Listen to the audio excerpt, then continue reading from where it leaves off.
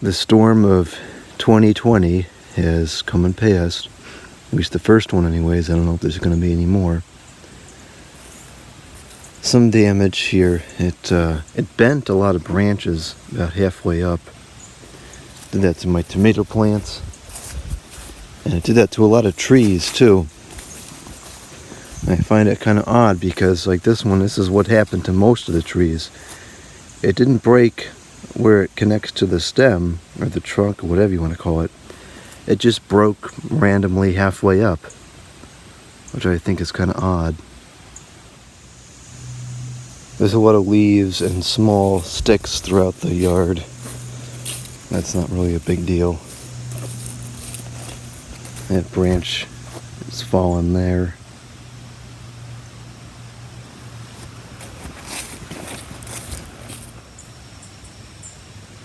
This is the only major property damage that transpired. This branch fell on the table. Probably can just replace those two boards. That shouldn't be a big deal. It's kind of ridiculous though because there's no branches anywhere else in the yard but over here.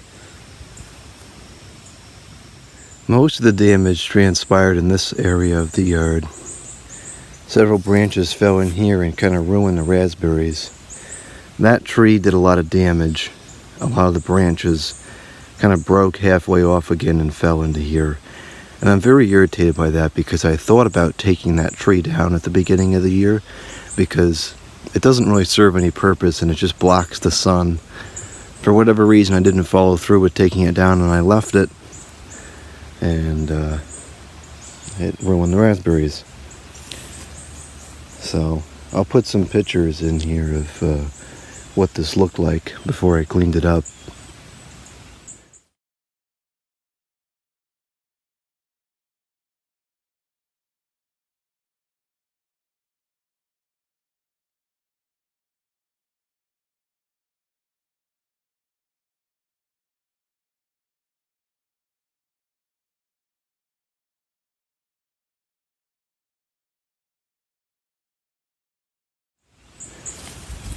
Another branch fell in here and ruined the brush on the side here, but that's not a big deal. So what I pulled out of the raspberry patch.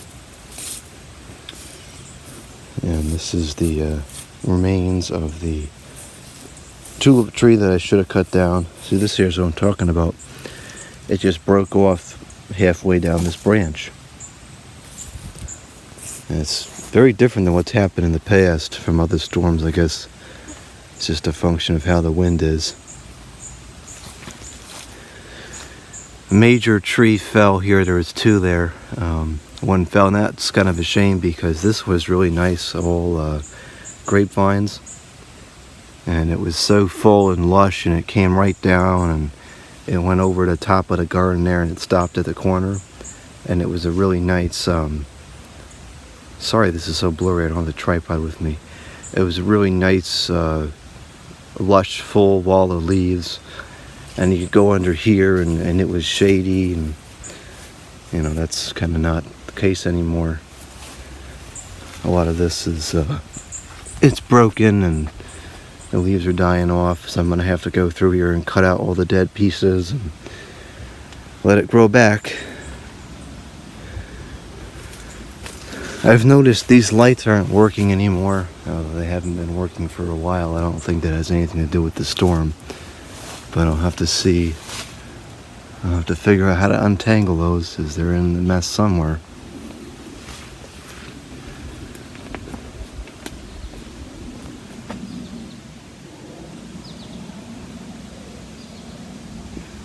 This looks pretty junky now. Used to have the it used to go up to about, I'd say it went to about there, and it just kind of came down like that. That's really a shame. That's the tree that was up there that fell.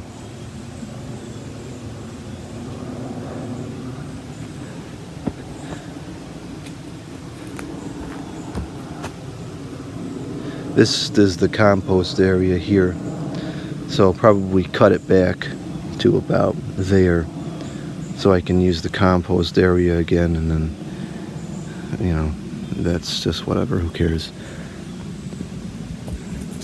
I'll post some pictures of what this looked like. I cleaned it up already. Didn't look too bad. It was really just a lot of sticks and leaves and small branches. Nothing that you can't just remove by hand.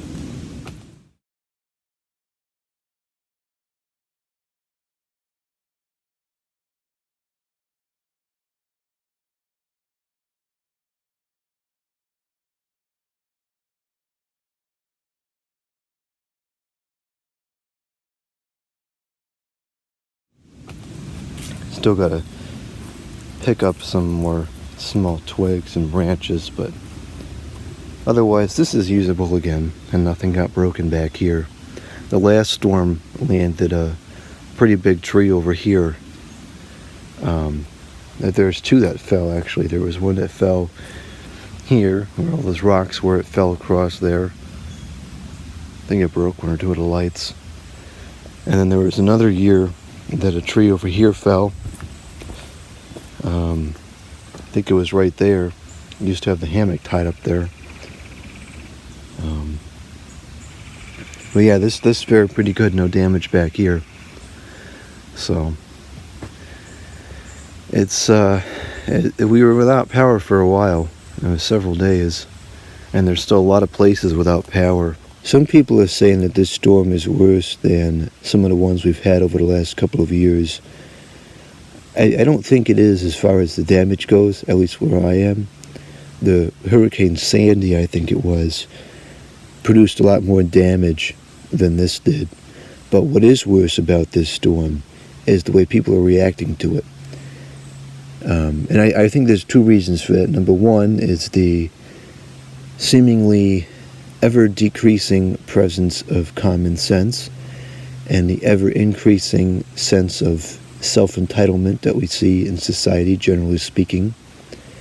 And number two is the disaster that is this world right now in so many different ways. We are still amidst the coronavirus fiasco. There's still a ton of political unrest surrounding the police and different parts of the government. And the virus has kept everyone at home, and it's preventing a lot of typical social activities and other normalities, and we're living in a way that the human mind is just not meant to exist. And as a result of that, it's putting a lot of people on edge, and they are reacting to things and saying things and doing things that normally they wouldn't do, and that are honestly totally irrational and unacceptable. And there's been a lot of people saying, oh, the power was taking too long. There was a call I received from the governor, and I don't want to turn this into a political issue, so I'm not going to. It's not a political video, so I'm not going to say where it was or what governor it was. But they called and they left a message on my telephone at work, and the governor was just trashing the power company and saying that we all ought to call the power company and complain about the service and whatever. And it was just. It was such a childish call, and it was deeply disturbing to me, because here you have a governor, a figure of law and order, who's supposed to maintain peace and civility in society, and he's saying things that are totally outrageous, and people are acting like that. People are just totally off the rails. And there's people that say, oh, I got no power, it's taking so long to get power. You have to understand that when you lose the power, you're one of, I think in this room was about 600,000 people. Your restoration of power can fall anywhere along that line. You could be the 599,000, it's too early for numbers, 599,000 person to get power, or you could be the second person they restore. So when you get the power isn't so relevant. What's relevant is if you look at the number of outages and see those going down. And in this storm I have noticed that the overall number of outages is not dropping very quickly. And in previous storms, when you go out or you drive any substantial distance, you'll see several utility trucks and tree removal companies at work. I've gone to work 3 times now, there and back. It's about a 40-minute trip. And each of the 3 times I did not see a single utility truck working or a single tree removal truck on the road. So I don't know what's going on. It does seem like it's taking a little bit longer. It's not a highway, but it's a main road that I go to work on, which has a tree with wires completely blocking it, and that's been there for 3 days. And there's still multiple major intersections with no traffic lights. Surprisingly, nobody seems to have crashed yet, but it's kind of dangerous. So I don't know what's going on. It seems like in years past, I know the side roads stay clogged up for a while, but the main stuff seemed to clear up pretty fast, and that's just not happening this time. So I don't know what's going on. It could be I'm just sick of being at home, and it seems like it's taking longer. Everybody's on edge because of this virus, and I'm getting there too. I was okay for the first couple of months, but like a month or so ago, I just hit my breaking point. I've had enough of this thing. I've been on edge lately because of it. It's not going away. There doesn't seem to be any kind of an end in sight. And now, this storm on top of all the context of that is this crazy world right now, it's just created a very, very bad situation, and people are going nuts. So that's what's happening in the world right now, at least this part of the world. It's a very, very annoying situation. And that's it. That's what we're dealing with. There's no conclusion yet. So all we can really do is take it day by day and see what happens and hope for the best.